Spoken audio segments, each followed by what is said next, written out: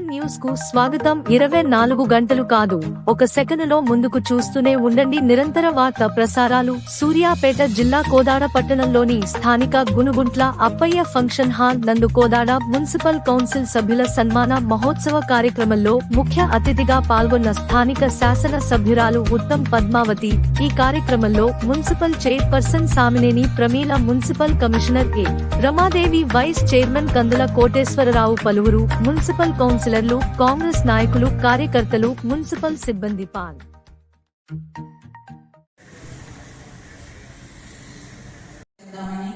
గెలిచిన ఒక 2 months కి కరోనా వచ్చింది. దానిలో భాగంగా చాలా ముందుగా అసలు నేను ఈ రోజు చైర్మన్ గా ఇక్కడ నిలబడటానికి కారకులైన మన ఎమ్మెల్యే పద్మావతి రెడ్డి గారికి ధన్యవాదాలు తెలియజేసుకుంటున్నాను. నేను ఫస్ట్ ఆఫ్ ఆల్ మళ్ళీ నేను ఈ చైర్మన్ పదవి ఎక్కి 11 నెలల 15 రోజులుగా వస్తుంది. కదా మన పదవి రేపు 27 కానీ అంటే మనకి ఫండ్స్ గతంలో మాత్రం చాలా వచ్చాయి. పట్టణ ప్రగతి కింద మంత్లీ 64 లక్షలు వచ్చాయి. వేరే విధంగా ఎల్ఆర్ఎస్ ఫండ్ అని, 15th ఫైనాన్స్ అని అవో ఫండ్స్ వచ్చి కొంచెం డెవలప్మెంట్ కి కొంచెం చేయగలిగారు. అప్పుడు మన ప్రభుత్వం వచ్చిన తర్వాత మన ముఖ్యమంత్రి గారు చేసిన అంటే గత ముఖ్యమంత్రి గారు చేసిన అప్పులకి చాలా ఇబ్బంది పడుకుంటా అష్ట కష్టాల మీద మనం మున్సిపాలిటీ నడిపించుకుంటూ వస్తున్నాము. దానిలో భాగంగా ఇప్పటి వరకు కూడా మన వంతు ప్రయత్నంగా మనం మేడం గారితో, మంత్రి గారితో విన్నవించుకుంటూ వస్తున్నాము. కాకపోతే అక్కడ పరిస్థితులకు అనుగుణంగా కూడా వాళ్ళు మనకి సహకరించుకుంటూ వస్తున్నారు. ఒక 1.5 year అయితే చాలా బాగుంటుందని అనుకుంటున్నాను. ఎందుకంటే మున్సిపాలిటీ కోదాడ మున్సిపాలిటీకి మంచి పట్టణంగా తీర్చిదిద్దాలనే ఆలోచన మన ఎమ్మెల్యే గారికి ఉన్నది. దానిలో భాగంగా కొంచెం ప్రభుత్వం కూడా ఫ్రీ కాబోతుంది. అన్ని పథకాలు ప్రజల్లోకి తీసుకొస్తున్నారు. మన పట్టణాన్ని కూడా మీరందరూ ప్రజల ఆదరాభిమానాలు పోని అంటే ప్రజలకి మన వార్డు వైజ్ గా ప్రతి ఒక్క కౌన్సిలర్ కూడా మనం సొంత ప్రయోజనాలకు ఏది చేయలేదు. వార్డు ప్రజా ప్రయోజనాల కోసమే వాళ్ళు అడిగేది కూడా సీసీ రోడ్లు కానీ, డ్రైనేజీలు కానీ. వాళ్ళకి మనం ఇంకా చేయాల్సిన వార్డులు కూడా చాలా ఉన్నాయి. నెక్స్ట్ మనం వేరే విధంగా కూడా మనం అభివృద్ధి చేసినప్పుడు, వాళ్ళకి ప్రత్యేకమైన పనులు చేసినప్పుడు, మన వార్డులోకి వెళ్ళి ఒక ఓటర్ని ఓటు అడిగినప్పుడు వాళ్ళు ఖచ్చితంగా మనకి సహకరిస్తారు. ఎవరికైనా సరే, ఎమ్మెల్యే ఎలక్షన్స్ కానీ, ఎంపీ ఎలక్షన్స్ కానీ, మన వార్డు కౌన్సిలర్ కానీ ఎవరికైనా వాళ్ళు మనకు సహకరిస్తారు. అదే విధంగా ముందు కూడా మనకి ఫండ్స్ మంచిగా వచ్చి కోదాడ మున్సిపాలిటీకి అందరికి అన్ని అందుబాటులోకి రావాలి. సీసీ రోడ్లు కానీ, డ్రైనేజీలు, మా ఇంజనీరింగ్ సిబ్బంది మరియు అందరూ శానిటేషన్ స్టాఫ్, ప్రతి ఒక్క ఎంప్లాయీ, ప్రతి ఒక్క కౌన్సిలర్ కూడా కలిసి ఆ రాత్రి ఎంత పెద్ద వర్షం వచ్చినప్పుడు కూడా ఎక్కడికక్కడ మనం డివైడర్లు పగలగొట్టి మన ఒక కోదాన్ని కాపాడుకోగలిగాము. మేడం గారు కూడా వెంటనే నెక్స్ట్ డే మనకి ఇక్కడికి వచ్చారు. అక్కడ పరిస్థితులు గమనించి మనకి ఏం చేయాలి ఏంటి అనేది కూడా సలహాలు, సూచనలు మన ఎమ్మెల్యే గారు మనకి ఇచ్చారు. అట్లాగే కలెక్టర్ గారు కూడా పిలిచి మనకి స్పెషల్ ఫండ్స్, స్పెషల్ గ్రాంట్ కూడా ఇవ్వవలసిందే కూడా సారు మన చైర్పర్సన్ గారి ముందు నా ముందు ప్రత్యేకంగా పిలిచి చెప్పారు. దానికి ఫలితంగానే మనకి మొన్న ఫ్లడ్ ఫండ్ కూడా 1 కోటి రూపాయలు వచ్చింది. అట్లాగే నేను వచ్చిన కొత్తలో అంటే నేను ఫిబ్రవరిలో జాయిన్ అయ్యాను. అప్పుడు అతలాకుతలం ఉంది, అంటే మున్సిపాలిటీలో ఫండ్ లేదు. అక్కడ పొజిషన్ ఏమో మన కౌన్సిలర్ అందరూ నా మీద యుద్ధానికే వచ్చారు చెప్పాలంటే. కానీ ఫండ్ లేకపోవడం వల్ల మనం కొంచెం ఇబ్బంది పడ్డ మాట మాత్రం వాస్తవం. సమ్మర్లో కూడా చాలా ఇబ్బందిగా ఉండేది వాటర్ సప్లై గురించి కూడా. అప్పుడు మన ఎమ్మెల్యే గారు కూడా మనకి ఫండ్ కూడా ప్రతి వార్డుకి 1,50,000 చొప్పున గ్రాంట్ ఇచ్చారు. 15th ఫైనాన్స్ నుంచి మేడం ఇచ్చిన గ్రాంట్ తో మనం ప్రతి వార్డుకి అప్పుడు 3 లక్షల చొప్పున పెట్టి మన నీటి అద్దెని ఎదుర్కోగలిగినాము. కాబట్టి మున్సిపల్ సిబ్బంది ఎప్పుడైనా అందరికీ కూడా మీరు పదవిలో ఉన్నా లేకపోయినా యాజ్ పర్ రూల్ ఏది చేయాలన్నా కూడా మేము ముందుంటామండి. కింద నుంచి మొదలు పెడితే, నా కమిషన్ నుంచి మొదలు పెడితే మా కింది సపోర్టివ్ గా ఉన్నారు. అట్లాగే చైర్పర్సన్ కానీ అందరూ కూడా నాకు సపోర్ట్ చేశారు. కౌన్సిలర్స్ అందరూ ఫస్ట్ లో కొంచెం నాకు ఇబ్బంది పెడుతున్నారు, మేడం మేము పోయినా కానీ ఏం పనులు చేయట్లేదంటే. ఒకటే అండి, మేము పని చేయడానికే ఉన్నాం. ఆఫీసర్స్ అంటే పనులు చేయడానికి ఉన్నాం, కానీ రూల్ లేకుండా చేయాలంటే కొంచెం కష్టం. 90% ఒక 10% ఇబ్బంది ఉందంటే చేస్తాం. అట్లాగే అస్సలు చేయకుండా అస్సలు రూల్ లేకుండా చేయాలంటే ఎవరు కూడా చేయలేరు. అది ఒక్కటి దృష్టిలో పెట్టుకోవాలి తప్ప మీ అందరికీ పనిచేయడానికి గవర్నమెంట్ సర్వీస్ అంటే సర్వీస్ చేయడానికే ఉన్నారు అందరు కూడా. కాబట్టి మా ఉద్యోగస్తులు అందరూ కూడా ఇప్పుడు అసలు ఎంత స్పీడ్గా అంటే ఈ మధ్య కాలంలో రాత్రి సర్కులర్ వస్తుంది, తెల్లారిసరికి వాడాల్సిన అందరూ ఇప్పుడు కూడా జస్ట్ మీ మీటింగ్ అయినప్పుడే నాకు వెబెక్స్ కలెక్టర్ గారితో జాయిన్ అవ్వాల్సి ఉంటే మా మేనేజర్ని అటెండ్ అవ్వమని నేను ఇక్కడ వచ్చాను. మళ్ళీ సాయంత్రం చేయొచ్చు, ఆఫ్ చేయొచ్చు అని కూడా అని మన రాత్రి ఏంటంటే రేపు లాంచ్ చేస్తున్నారు కాబట్టి కలెక్టర్ గారు ఇందిరమ్మ ఇళ్లకు సంబంధించి రేషన్ కార్డులకు సంబంధించి కూడా లిస్టు పంపించమంటే రేపు రాత్రి పంపించడం జరిగింది. మేడంకి మీకు వాట్సాప్ చేశాను. ఇప్పుడు ఇందిరమ్మ ఇళ్లకు కూడా పెట్టమని కూడా ఇంత మంచి కార్యక్రమం మళ్ళీ చేసుకోవడానికి మనకు కూడా పిలవాల్సి ఉండే మేడం. 26 ఉంటే కంపల్సరీ మేము చేయడానికే మీ అందరం ఉన్నాము. మా స్టాఫ్ అందరి తరఫున కూడా మీ అందరికీ కూడా ధన్యవాదాలు. మీరు మాతో కలిసి పనిచేసిన ఈ కొత్త కాలంలో కూడా అంటే నేను నాకు మా స్టాఫ్ అందరూ ఉన్నారు. వాళ్ళందరూ కూడా మీతో మంచి కమ్యూనికేషన్స్ ఉన్నాయి. మీరు ఏ పని చెప్పినా ఏ టైంలో అయినా వాళ్ళు రెస్పాండ్ అవుతూనే ఉన్నారు. ఇక మీదట కూడా రెస్పాండ్ ఒకవేళ ఒకళ్ళిద్దరు ఏమన్నా రెస్పాండ్ అవుతే సభాముఖంగా అందరికీ ధన్యవాదాలు తెలియజేస్తూ థ్యాంక్ యూ. చైర్పర్సన్ గారికి, వైస్ చైర్మన్ గారికి, కమిషనర్ గారికి, ఇక్కడికి వచ్చిన ప్రతి ఒక్క కౌన్సిలర్, మరి లేడీ కౌన్సిలర్స్కి, మున్సిపాలిటీ సిబ్బంది అండ్ పత్రికా విలేకరుల మిత్రులందరికీ కూడా నమస్కారం. మీరందరూ ప్రకృతి రీత్యా విపత్తులను ఎదుర్కొన్నారు. దేశంలోనే ప్రపంచంలోనే ఉన్న కరోనా కానీ, దాని తర్వాత 100 ఏళ్ళకు రాని ఫ్లడ్స్ కానీ, దాంతో పాటు మీరు 2 ప్రభుత్వాల కింద కూడా పనిచేయడం జరిగింది. ఒక స్టేట్ ఎలక్షన్, ఒక central election, plus of course MLC elections. అంటే 2 చూసారు. గత ప్రభుత్వం, ఇప్పుడు కొత్తగా వచ్చినది. సరే, స్టేట్ లో మనకు, సెంట్రల్ లో మనకు కొత్త ఎంపీ కూడా వచ్చారు ఆ ఎలక్షన్ లో. సో మీ బ్యాచ్ రియల్లీ అది అదృష్టమా దురదృష్టమా తెలియదు. బికాస్ విపత్తులు కాబట్టి దురదృష్టం అనుకోలేదు తప్ప మీరు అందించే సేవల్లో మాత్రం మీకు బహుశా ఇట్లా మరి ఇంకే బ్యాచ్ కూడా రాదనుకుంటా. ఎందుకంటే ఇంత సేవాభావం మీరైతే, ఏ ఉద్దేశంతో మీరైతే కౌన్సిలర్స్ గా నిలబడి గెలిచి సర్వీస్ చేయాలనే ఉద్దేశంతో మీరు ఉన్నారు. అన్ని విధాలుగా భగవంతుడు మీ నుంచి టెస్ట్ చేశారు. కరోనా అప్పుడు, ఫ్లడ్స్ అప్పుడు, ఎలక్షన్స్ అప్పుడు, సరే స్టేట్ ఎలక్షన్స్ లో గవర్నమెంట్ మారినప్పుడు, ఈ అన్ని పరిస్థితుల్లో మీకు ఒక ప్రతి టైం ఒక లెర్నింగ్ ఎక్స్పీరియన్స్ గా ఉండొచ్చని నేను భావిస్తున్నాను. మరి నేను ఒకటి చెప్పదలుచుకున్నా. సరే, మన బ్రహ్మ గారు అన్నట్టు వన్స్ ఇన్ పబ్లిక్ సర్వీస్ మనకు రిటైర్మెంట్ ఉండదు. ఓకే, అఫీషియల్ గా కౌన్సిలర్, అఫీషియల్ గా ఎమ్మెల్యే, అఫీషియల్ గా మినిస్టర్ రాసుకోలేము. కానీ నిత్యం ఈ ఫీల్డ్ లో వచ్చినామంటే నిత్యం మనం చనిపోయే వరకు ప్రజాసేవలోనే ఉంటాం. అది జనరల్లీ మనందరి ఎవరైతే ఇలాంటి వృత్తిలో వస్తారో వాళ్ళందరూ కూడా అది normal. So I would like to firstly congratulate all of you మనస్ఫూర్తిగా, పార్టీలకు అతీతంగా.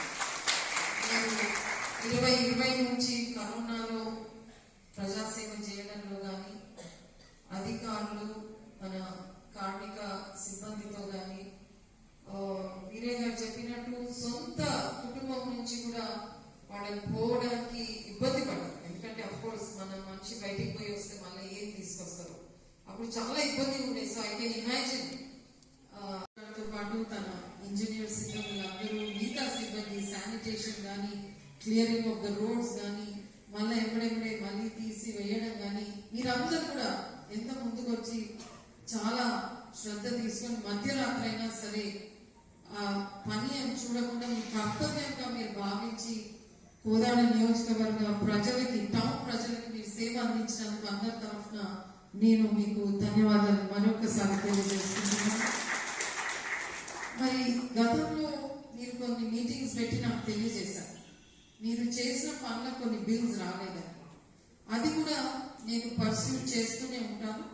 ఎప్పుడైతే ఫైనాన్షియల్ స్టేటస్ మన స్టేట్ కి కొంచెం ఇంప్రూవ్ అయితే తప్పకుండా మీరందరూ ఇక్కడ ఈ గత కాలంలో 2020 నుంచి మరి ఇప్పటి వరకు చేసిన బిల్స్ ఏమైనా పెండింగ్ ఉంటే రాను నా పదవి కాలం అయ్యే లోపల నేను దాన్ని తీసుకురావాలని నిత్యం ప్రయత్నం చేస్తానని కూడా మీ అందరికీ నేను మాటిస్తున్నాను.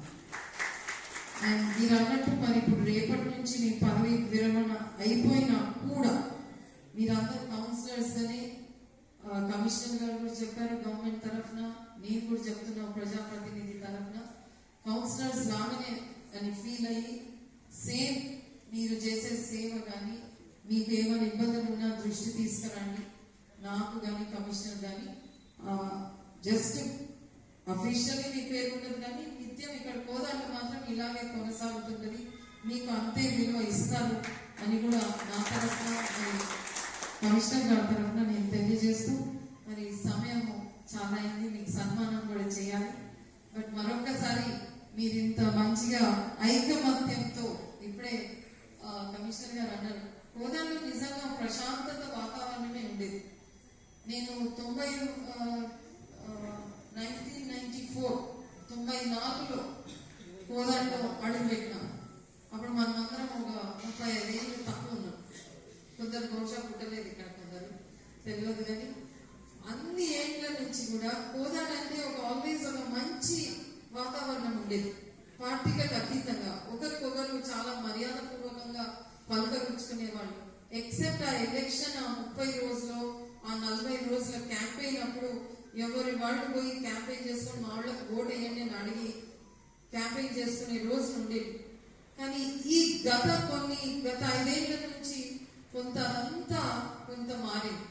నిన్న మొన్న ప్రెస్ రిపోర్ట్స్ కూడా చూస్తేను ఒకరినొకరు దూషించుకోవడము, స్టేజ్ మీద ఉన్నప్పుడే గతంలో కూడా మున్సిపాలిటీలో ఉన్నారు, స్టేజ్ మీదనే అక్కడ ఒకరు కూర్చున్నప్పుడే ఇక్కడ నుంచి వారి గురించి చెడుగా మాట్లాడడం, ఈ సాంప్రదాయం కోదాడలో ఎప్పుడు లేకుండే. కానీ మెల్లగా పాకింది. అది మళ్ళీ మనం తీసేయాలి. పార్టీలకు అతీతంగా yes you can talk about issues, raise any valid point, కానీ వ్యక్తిగతంగా మాత్రము ప్రజావేదిక నుంచి ఎవరి మీద మాట్లాడే హక్కు లేదు. దట్ ఇస్ నాట్ రిక్వైర్డ్, అవసరం కూడా లేదు. సో దయచేసి మరొక్కసారి నేను ఎమ్మెల్యేగా మీరందరూ కలిసి గెలిపించినాక నేను అనుకున్నా కోదాడలో నిజంగా it was a very nice, సాంప్రదాయకంగా మంచిగా ఉండే అన్ని మాట మర్యాద, ఇంటికి పిలిచి పలకరింపు కానీ బొట్టు పెట్టడం కానీ ఆదరించడం కానీ. ఎక్సెప్ట్ ఆన్ ఎలక్షన్స్ అప్పుడు కూడా నాకు గుర్తుంచి పార్టీ పరంగా ఇష్యూస్ పరంగా మాట్లాడు, వ్యక్తిగతంగా ఎప్పుడు ఇన్ని ఏళ్ళ ఎలక్షన్ లో ఎవరిని అనలేదు. బట్ మెల్లమెల్లగా కోదాడలో వచ్చింది అది ఓన్లీ. అండ్ ప్రతి వారి దగ్గరికి అది పారిపోయింది. ఇప్పుడు వాట్సాప్ ఇంటర్నెట్ వచ్చిన మీద ఇంకా అధ్వానమైంది. ఎందుకంటే పట్టుకొని ఎదురు అడిగేటోడు ఎవరు లేకుండా వాడు ఇంట్లో కూర్చొని ఎదురు పోస్టులు అమర్యాదగా. ఎంత కష్టపడితే ఒక కౌన్సిలర్ అవుతారు, ఎంత కష్టపడితే ఒక ఎమ్మెల్యే అవుతారు, ఎందరు మంది కష్టపడితే ఒకరిని ఒక స్థానం మీద కూర్చోబెడతారు. మర్చిపోయి అసలు ఆ పోస్ట్ చూస్తే అసలు చాలా ఇబ్బందిగా ఉందండి. అట్లీస్ట్ కోదాడలో నేనున్నంత వరకు దయచేసి ఎవ్వరు కూడా ఇట్లా నెగిటివ్ మాట్లాడే అవసరం లేదు. అండ్ నేను ఎన్నిసార్లు రిక్వెస్ట్ చేస్తున్నా మళ్ళీ అక్కడ ఈ వాట్సాప్ లో కానీ మెసేజ్ లో కానీ నడుస్తా ఉంది. నేను ఇప్పటి వరకు రిక్వెస్ట్ మోడ్ లో అడిగాను, దయచేసి ఇవి విరమించుకోండి. నేను ఉత్తమ్ కుమార్ రెడ్డి గారు ఈసారి మీరందరూ అవకాశం ఇచ్చినందుకు కేవలం డెవలప్మెంట్ మీద కాన్సన్ట్రేట్ చేసి ఈ 5 ఏళ్ళలో 4 ఏళ్ళలో చేస్తామని మేము శపథం తీసుకొని వచ్చి ప్రతి వేదిక నుంచి ఇతర విషయాలకు నెగిటివ్ గా పోయో పైసలు సంపాదించుకునే అక్కర్లేదు. నేను మళ్ళీ చెప్తున్నా, we're getting good projects. Sir ఉన్నారు మనకు, మన ప్రభుత్వం కూడా కాంగ్రెస్ ప్రభుత్వము అన్ని విధాల కష్టపడుతూ 7 లక్షల కోట్ల అప్పులు ఉన్నా సరే అక్కడ బట్టి విక్రమార్క గారు కానీ, ఫైనాన్స్ మంత్రి గారు, మన ముఖ్యమంత్రి గారు, మన తుమ్మల నాగేశ్వరరావు గారు, మన ఇన్ఛార్జ్ మంత్రులు ఉత్తమ్ కుమార్ రెడ్డి గారు, వెంకయ్య గారు అందరూ సమర్థవంతులే, చాలా పని చేస్తున్నారండి. ఆర్థికంగా ఎట్లా బయటపడాలి, స్టేట్ లో ఈ ఆర్థికంగా ఇబ్బందుల నుంచి ఎట్లా బయటపడాలి పదే మీరందరూ కూడా చూస్తున్నారు. ఫస్ట్ వరకే మన గవర్నమెంట్ ఎంప్లాయీస్ కి కూడా ఇప్పుడు జీతాలు వస్తున్నాయి, అవునా కదా? సో మరి ఇవన్నీ నేను ప్రయత్నించేటప్పుడు ఈ నెగిటివిటీకి ఎందుకు ఆస్వాదం వస్తుంది? నేను మళ్ళీ ఒకటి చెప్తున్నాను, కోదాన్ని ఒక మంచి సిటీ లెవెల్ గా తీసుకుపోవాలనే ఆశయం ఉంది. కానీ ప్రెస్ లో కానీ ఇతరత్ర ఈ పోస్ట్ లో కానీ ఎవరు పడితే వాళ్ళు పెట్టడంతో మన కోదాడ ఇమేజ్ దెబ్బతింటుంది. కోదాడ ఇమేజ్ దెబ్బతింటే నేను కోదాడ ప్రజాప్రతినిధిగా పోయి నేను ఇప్పుడు మన ముఖ్యమంత్రి గారు డావోస్ పోయి ఎట్లయితే తెలంగాణలో ఇన్వెస్ట్ చేయాలనుకుంటున్నారో నేను గాని సార్ గాని మన కోదాడ, హుజూర్ నగర్, మన సూర్యాపేట జిల్లాలో ఇన్వెస్ట్ చేయాలని మేము కూడా తిరుగుతున్నాము. దానికి మీరు ఇమేజ్ దెబ్బతీస్తే మాత్రం ఎవరు కూడా మనల్ని నమ్మరు. ఈరోజు నరేంద్ర మోడీ గారు అక్కడ డావోస్ లో ఇండియా నుంచి వచ్చిన వివిధ రాష్ట్రాల నుంచి వచ్చిన అన్ని పార్టీ ముఖ్యమంత్రులందరినీ కలిపి బయట దేశానికి మాత్రం ఇండియా ఏకం అని చెప్పి అక్కడ పార్టీలకు అతీతంగా అందరు ముఖ్యమంత్రులది ఒకే స్టాల్ లో పెట్టి మొత్తం ప్రపంచానికి మనము ఇది భారతదేశం నుంచి మేమందరం వివిధ రాష్ట్రాల నుంచి ఒకే ఒక్క మాట మీద ఉంటున్నామని వారంతా ప్రయత్నం చేసి అక్కడ కూడా ఒకే మాట మీద ఉండాలి, మనమందరం ఒక్కటి అని వాళ్ళందరికీ చూపించేటప్పుడు కేవలం కోదాడండి చిన్నది ప్రపంచం ముందులో, భారతదేశం ముందులో. ఇక్కడికి ఎన్ని సొంత భిన్నాభిప్రాయాలున్నా బయటికి చెప్పొద్దు, బికాస్ ఇమేజ్ డ్యామేజ్ అవుతుంది కోదాడ. Please help us. నేను ఇక్కడ ఒకటి దిక్కు చేస్తుంటే సార్ ఒక దిక్కు చేస్తుంటే ఇక్కడ మనోళ్ళే ప్రెస్లలోనో పేపర్లలోనో ఇంకేదో రాస్తే మేము ఎంత ప్రయత్నం చేసినా మమ్మల్ని చూసేదే ఇవ్వరు. మొత్తం ఇమేజ్ చూస్తారు. They will check up how is Kodad, what is what, ఎవరేంటి, అది ప్రశాంతత ఉందా, వీళ్ళకి ఇంత ఫండ్ ఇస్తే వీళ్ళు నిలగ పెట్టుకోదలుచుకుంటారా, వాళ్ళు అక్కడ అమలు చేయగలుగుతారా, ఇవన్నీ అసెస్మెంట్ అయినాకనే మనకు ఆ నిధులు వస్తాయి. కాబట్టి I'm very serious about developing Kodad. మీరు సీరియస్ గా ఉన్నారంటే చెప్పండి, తప్పకుండా మనం అందరం కలిసి సాధిస్తాం. ఒక్కరితోని కాదు, నేను అది చాలా నమ్ముతా. అందరం ఏకమై సరే భిన్నాభిప్రాయాలు ఉంటే చిన్న రూమ్ లో కూర్చొని మాట్లాడి సెటిల్ చేద్దాం, నో ప్రాబ్లం. కానీ జస్ట్ అట్లా స్టేట్మెంట్స్ ఇస్తూ పోతూ అట్లా టీవీలలో పెడితే మాత్రం మన ఇమేజ్ తగ్గుతుందండి. అండ్ ఎందుకంటే రియల్లీ మీరందరూ చాలా మంచి వాళ్ళు ఉన్నారు కోదాడలో. ఇండివిజువల్ ఒక్కొక్కరికి ఎంత కేపబిలిటీ ఉంది. మన పిల్లలందరూ ఎంతో పెద్ద స్థాయిలో విదేశాలలో ఉన్నారు. ఈ కోదాడలో ఎడ్యుకేషన్ మంచిగా ఉంది. మనం ఇక ముందు ఇక్కడ నుంచి ఖమ్మం ఊరికే అవసరం లేదు. ఇక్కడనే ఒక పెద్ద మెడికల్ హబ్ గా తయారు చేసే ప్రయత్నం చేస్తున్నాం మేము. సో కాబట్టి దయచేసి మీరు అందరూ కూడా పాజిటివ్ యాటిట్యూడ్ తో వచ్చే ఈ 5-4 ఏళ్ళు whatever నేను ఉన్నంత వరకన్నా దయచేసి సహకరిస్తారని నేను మీ అందరినీ కోరుతూ, మరి మీరు నేను పదవి దిగక ముందే కోదాడలో అండర్ గ్రౌండ్ డ్రైనేజ్ సిస్టమ్ కూడా అయిపోతుంది. ఇప్పుడు అన్ని శాంక్షన్ చేసి శంకుస్థాపన చేసిన అన్నిటికీ కూడా రేపు ఈ ఏడాది దాని మీదే కాన్సన్ట్రేట్ చేస్తున్నాము. ఇక్కడ ఆకుపాములలో స్కిల్ యూనివర్సిటీ అని పెట్టాము, 150 పెట్టాము. ఇక్కడ 450 కోట్లతో అండర్ గ్రౌండ్ డ్రైనేజ్ కానీ మన చెరువు కట్ట ట్యాంక్ లాగా సుందరీకరణ కోసం 8 కోట్లు కానీ ఇవన్నీ కూడా ఈ ఏడాదిలో ఒత్తిడి పెట్టి అది కంప్లీట్ చేయాలని మేము మన ఈ ఆఫీస్ బిల్డింగ్ 6 crores ఇప్పుడు మనం శంకుస్థాపన చేస్తున్నాం. తప్పకుండా బస్ స్టాండ్ కి నిన్ననే మన పొన్నం గారు మొన్న వచ్చారు కదా సార్, తీసుకొచ్చారు. ఏసీ బస్ కూడా రేపు ఎప్పుడో స్టార్ట్ చేద్దాము. హుజూర్ నగర్, కోదాడు, హుజూర్ నగర్, కోదాడు, హైదరాబాద్. చాలా సెల్ఫిష్ గా అడిగాము కాబట్టి ఎక్కడ ఆపకుండా మా వాళ్ళని తీసుకుపోవాలి. అక్కడ మెట్రో దగ్గరనే ఆపాలి సార్. మళ్ళీ మెట్రో నుంచి అక్కడ సెక్రటేరియట్ కానీ అసెంబ్లీ వరకు కానీ వెళ్ళడానికి ఉంటదని బస్ స్టాప్స్ కూడా నేను ఏర్పాటు చేయించి కేవలం ఏసీ బస్ మీరు ఇక్కడ పొద్దున ఎక్కితే అక్కడ దిగేటట్టు మళ్ళీ సాయంత్రం వరకు హైదరాబాద్ లో పనులు చూసుకొని మళ్ళా హైదరాబాద్ సెంటర్ లో ఎక్కడన్నా పంచకుట కానీ కుకట్పల్లి కానీ మీరు మెట్రో ఎక్కితే మళ్ళీ ఎల్బీ నగర్ లో దిగి అక్కడ ఏసీ బస్ పట్టుకొని ఇక్కడ రావడానికి మేము ఏర్పాటు చేసినాము. మన మంత్రి గారికి మరోసారి పొన్నం గారికి నా ప్రత్యేక ధన్యవాదాలు. మరి వారు అడగంగానే ఈ గోదాడు ఒక సిటీ టౌన్ లో డెవలప్ చేసే భాగంలో మరి కొన్ని నిధులు అడిగాము. దానికి కూడా వారు 17 కోట్లు శాంక్షన్ చేశారు. సో నేను వారికి చాలా హుజూర్ నగర్ కి 3 కోట్లు, కోదాడికి మాత్రం 17 కోట్లు చేశాం. Because this is right on the highway కాబట్టి. సో వారికి మరొకసారి ధన్యవాదాలు తెలియజేస్తూ మరి ఇప్పటికీ మా councillors don't worry about it. పార్టీలకు అతీతంగా నేను మళ్ళీ చెప్తున్నా, పార్టీలకు అతీతంగా ప్రజలకు అవసరమయ్యే విషయాలు ఏమున్నా సరే మీరు రాండి. My doors are open. నేను ఎవరు ఏం కండుగా కప్పుకున్నారని చూసి అయితే చెయ్యను. నేను ఇక్కడ సేవా భావంతో వచ్చినాను కాబట్టి ఎవరికి ఏ ఇబ్బందులు ఉన్నా సరే ప్రజలకు అవసరం వచ్చే విషయాలతోని వస్తే తప్పకుండా నేను మీ అందరికీ పని చేస్తూ ఉంటానని మాటిస్తూ మరొకసారి మీరందరూ సక్సెస్ఫుల్ గా ఈ టర్మ్ కంప్లీట్ చేసినందుకు మీ అందరినీ కూడా నా కంగ్రాచులేషన్స్. జై హింద్.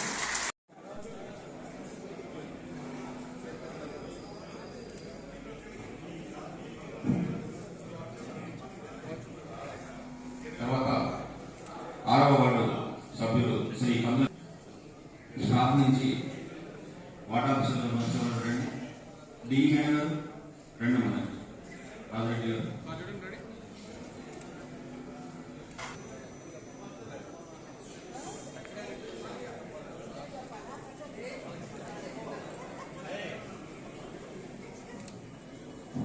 నెక్స్ట్ శ్రీ భానుమతి వెంకటరమణ గారు 8వ వార్డు కౌన్సిలర్ గారు.